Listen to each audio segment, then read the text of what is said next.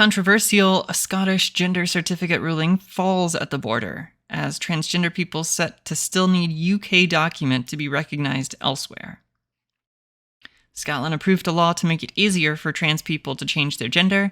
People in Scotland only need to live in chosen gender for 3 months, for the government considering not accepting... Okay, I don't know what these bullet points are. They would instead require the UK gender recognition certificate instead of the Scottish gender recognition certificate.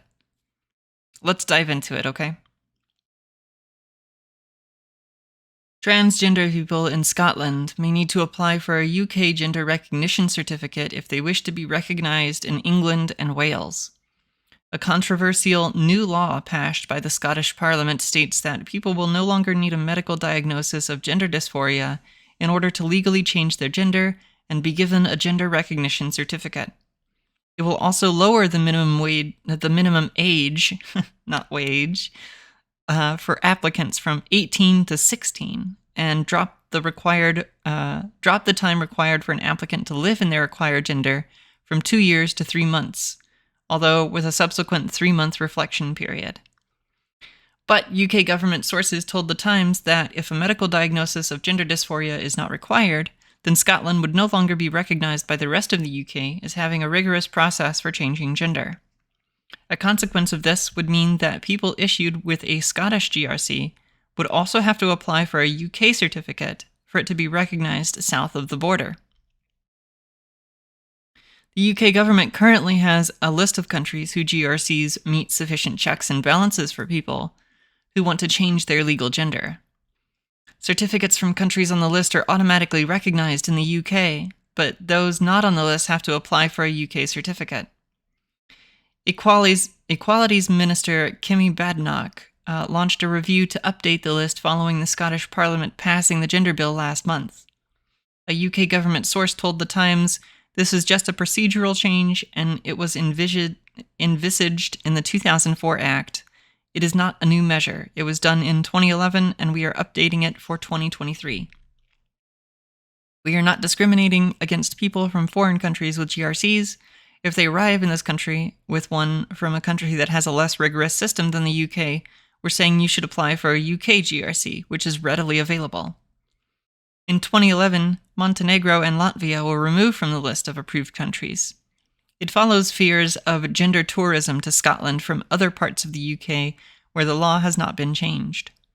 It has been suggested a male-born transgender woman could travel to Scotland to have their gender legally changed, then use their new official status to access female-only spaces in other nations. Oh my god. It's just the same thing over and over and over and over and over again.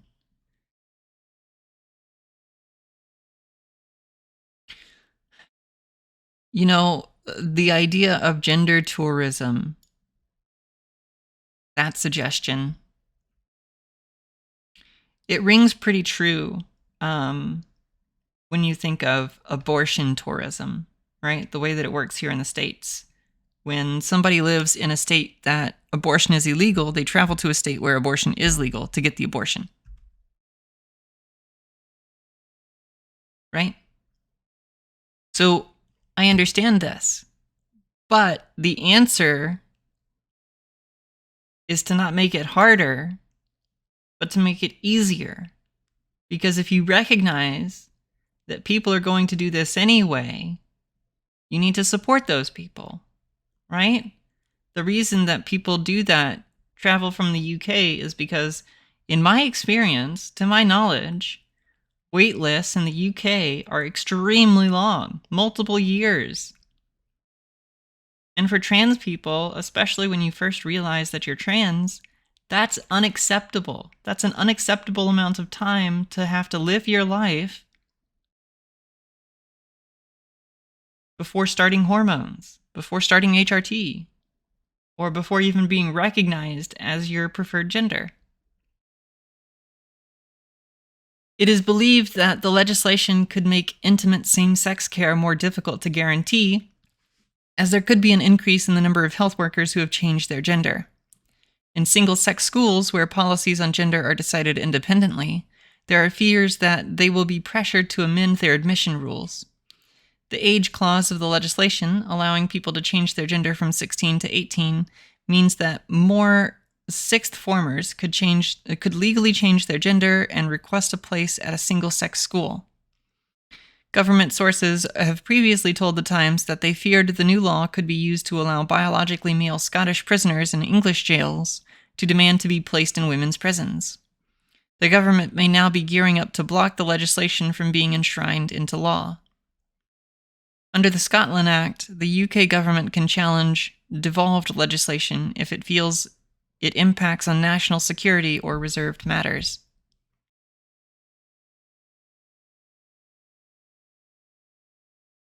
Okay, all right. Well, what do we think? I mean, it is Daily Mail, right?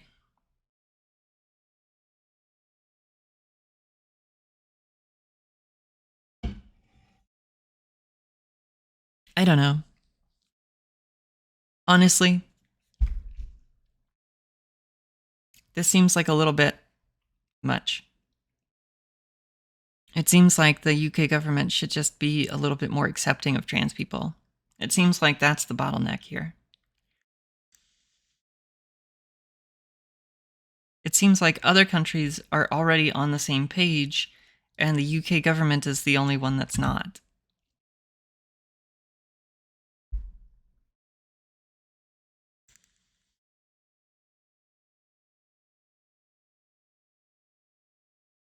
Well, I hope this works out. The move here from Scotland is really phenomenal, really fantastic, really progressive. This is something that we've needed for a long time, not just from Scotland, but from many countries.